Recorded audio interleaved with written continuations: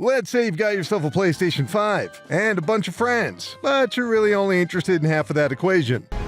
Still gonna have time for tutoring? We'll figure it out. Set that phone to silent. Here are the 10 best single-player PS5 games ranked. Number 10, Final Fantasy XVI. Final Fantasy XVI had a lot of buzz prior to its 2023 release, but mostly it had fans confused. What exactly would a Final Fantasy for adults be? Was this just going to be Final Fantasy and Game of Thrones messily smushed together? And what was up with all that swearing? In truth, this was a classic Final Fantasy, which is to say it took all the tropes of the series and traded their purpose and role. It's a tricky balance between self-reference and tradition, and the team at Square Enix smashed it with some of the most jaw-dropping combat graphics we've ever seen, and after a few attempts at action RPGs, they finally nailed it. It feels like we're playing the cutscenes of games past. It's not a perfect game, especially in the narrative, and especially in its allegory, but it was worth the risk. Number 9, Ratchet & Clank Rift Apart. But let's say you're a parent or you have a toddler in the room. Well, how about Ratchet & Clank Rift Apart? It's got all the blistering action, world-class graphics of AAA games that are, a little more violent, but this one's a whole lot nicer. The chaotic duo are back and packing their usual offbeat explosives, pistols, and that trusty wrench that never seems to dent. So if you're just looking for some killer combat and smart platforming level design, you got it. But what you might not expect is some of the most impressive use of the PlayStation 5 solid-state drive,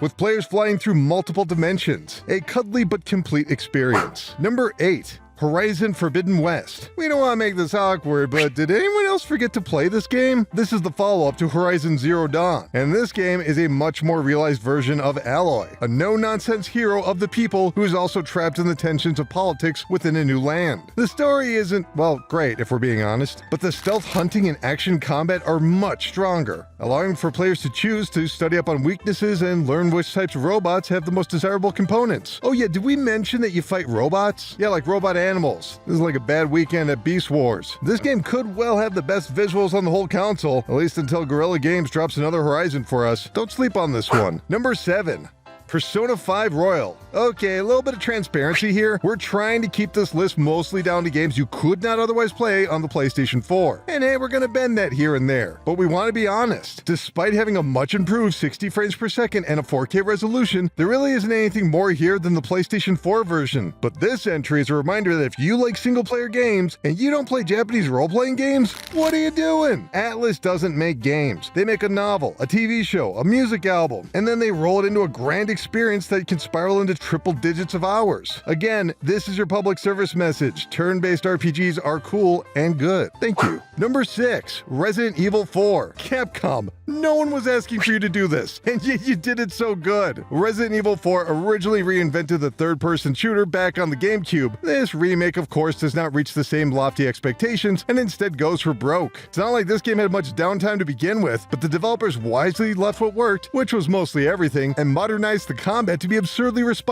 It's a crazy, violent horror adventure, just like before, but faster, grittier, with some surprisingly well-done optional content. The craziest part? This doesn't even replace the first one from 20 years ago. That's right, we have two games, basically the same, both called Resident Evil 4, and they're both bangers. What a timeline. Number 5, Final Fantasy VII Rebirth. The second entry in the Final Fantasy VII Remake series. This time out, players are given a lot more control to explore and experience what they wish. But this has created an interesting response in some fans. There's almost a concern there's too much to do in this game. It's hard to tell if this is genuine criticism or simple dumbfoundedness. You're getting world-class graphics, some of the finest music ever to be put in a game, and a curiously reflective game that seems to be aware of the nostalgia around it. We would recommend playing the first Final Fantasy Remake before you try this one, but that's up to you. Number 4, The Last of Us Part 1. The Last of Us Part 1 might seem like an odd choice on this list, as again, this game has appeared on the PlayStation 3 and the PlayStation 4, albeit a previous version. However, this remake does more than open up one of the best single-player games ever for further sales. It opens up the game for a whole new audience. And no, we're not talking about people who simply missed the game the first time out. Naughty Dog did the work and tethered almost every element of gameplay and presentation to an accessibility option, allowing for visual aids and audio descriptions that enable many more people to experience this game in the most natural way for themselves. If we're going to be going for remakes,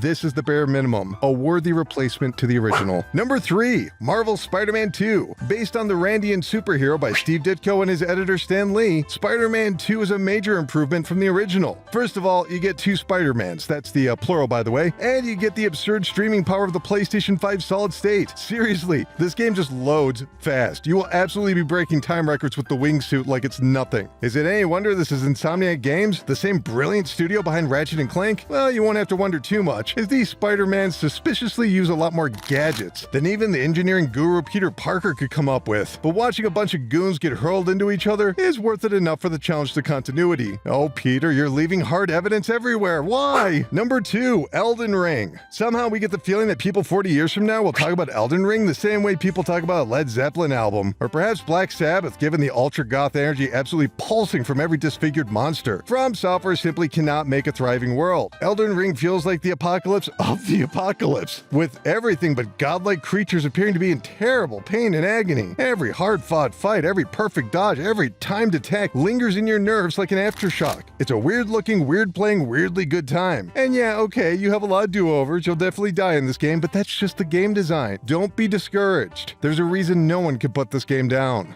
Number 1, God of War Ragnarok. The God of War reboot series was supposed to be a trilogy, but the team ultimately decided it would be far more interesting to not hold back and simply keep going. Yeah, they just smushed 2 and 3 together. Can you tell? Yeah, this game is insane. It keeps introducing new ideas well after you would expect, and the story does reach a conclusion that gives players their full experience within a stunning single camera shot, with some of the finest digital animation this side of Pixar. And yes, we must acknowledge this is playable on PlayStation 4, and it's fine there. It is fine there. But no, this is a game best experienced on the PlayStation 5 with all of its graphical splendor on a nice big TV. Headphones are optional. And there you have it, the 10 best single-player PS5 games, ranked. We're sure you're off to another long solitary session on the PlayStation 5, but keep clicking around here in Game Rant, and we'll see you next time.